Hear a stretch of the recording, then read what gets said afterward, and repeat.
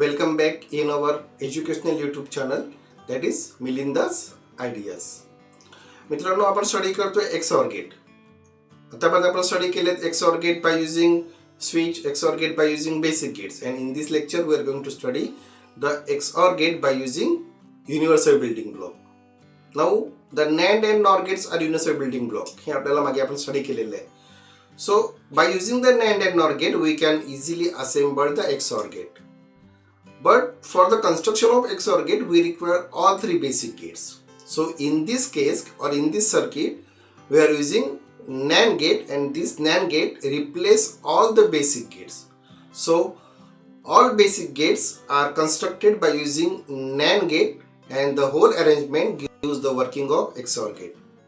So the first NOT gate is replaced by NAND as NOT. The second gate, that is the AND gate, that is also replaced by NAND as AND, and the last, that is a OR gate, that OR gate also replaced by NAND as OR gate.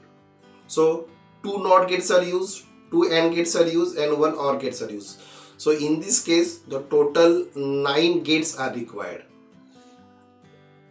Sorry, we require total 9 gates. So obviously we have to use 37400, 3 quad dual input NAND gate.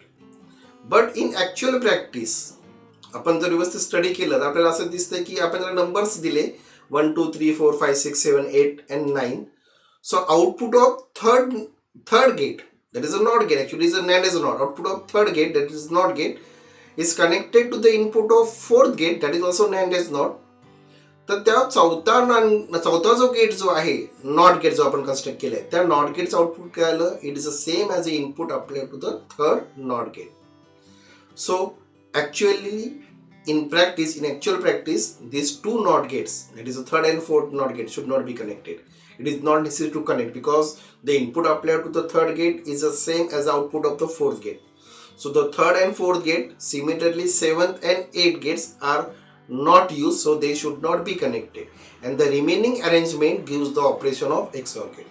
म्हणजे काय exactly झालं, the output of second gate, that is a pin number 6 of first NAND gate 7400, and output of fourth NAND gate, that is pin number 11. Both these pins are connected to pin number 1 and 2 of the next NAND gate respectively. म्हणजे 6वी जोडले आपण 1 ला आणि 11वी जोडले आपण 2 ला, आणि त्याचा आउटपुट जे आलं pin number 3, that is actual output of XOR gate. So this whole combination, this arrangement gives the operation of XOR gate. मी इथे आपण काय केलं, in this case instead of 3 NAND gates we have to use 2 NAND gates. Total 5 आपण gates वापरले, 2 आपण IC वापरले 7400, म्हणजे त्यातले आपण actually we have to use 5 NAND gates. पण मित्रांनो अजून आपल्याकडे वेगळी मेथड आहे, एक वेगळी अरेंजमेंट आपण बघतोय. त्या वेगळ्या अरेंजमेंट आपण काय करतोय, फक्त 4 गेट्स वापरून आपल्याला आपलं IC म्हणजे आपल्याला XOR गेट कन्स्ट्रक्ट करता येतोय. आता ती कशी अरेंजमेंट आहे, जो समोर डिस्प्ले झाली फिगर, त्यात आपण बघितलं तर 1 2 3 4 आपण NAND गेट्स वापरलेत, आणि शेवटचा जो NAND गेट जो आहे तो फोर्थ NAND गेट लास्टचा जो म्हटलंय त्याचं आउटपुट जे आहे ते आउटपुट काय असणार आहे, that is equivalent to XOR gate. आता कसं येत आहे आपण प्रूव्ह करून बघूया. तो जो शेवटचा गेट जो आहे त्याचं आउटपुट आहे Y, that is a final output of our logic diagram, logic circuit, आणि त्याचं आउटपुट आलं y1 dot y2 the whole complement. Now what is y1 and y2?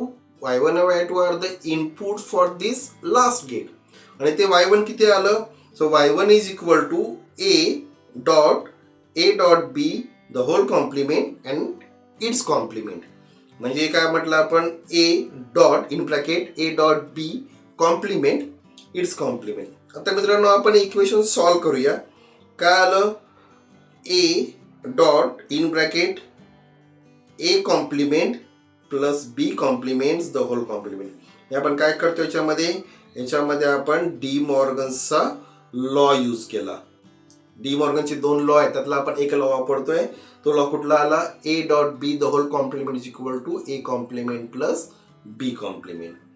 आता आपण ते ब्रॅकेट सॉल्व करूया. आपल्याला मिळालं a dot a complement plus a dot b complements its whole complement. आपण सिंपल ब्रॅकेट सॉल्व्ह केलं.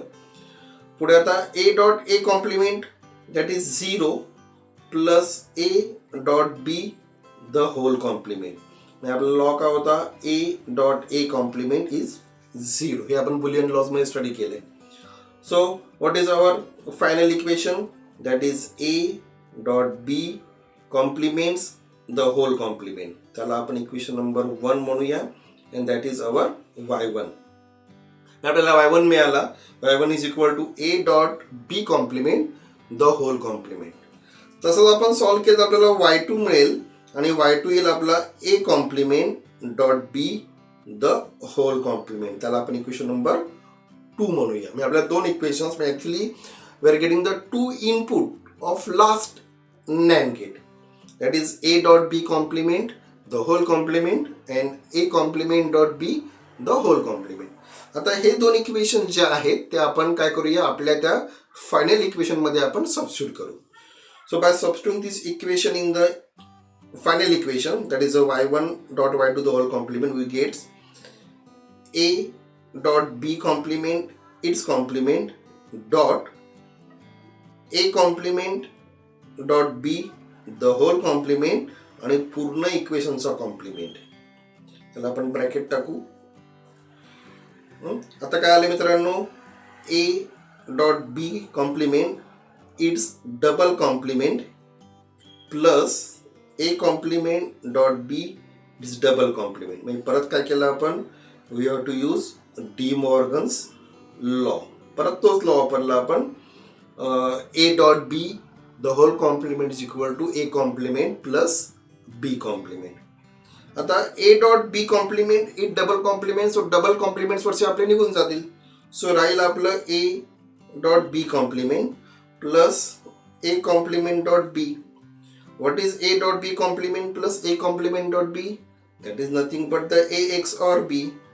So the above arrangement gives the operation of XOR gate. म्हणजे आपण काय केलं, by using only for NAND gate we can construct the XOR gate. So याप्रमाणे आपल्याला XOR gate construct करता आलाय.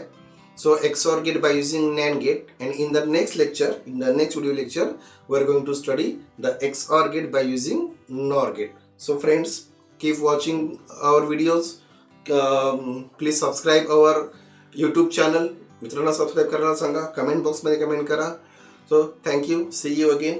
Keep watching our videos. Bye. Take care.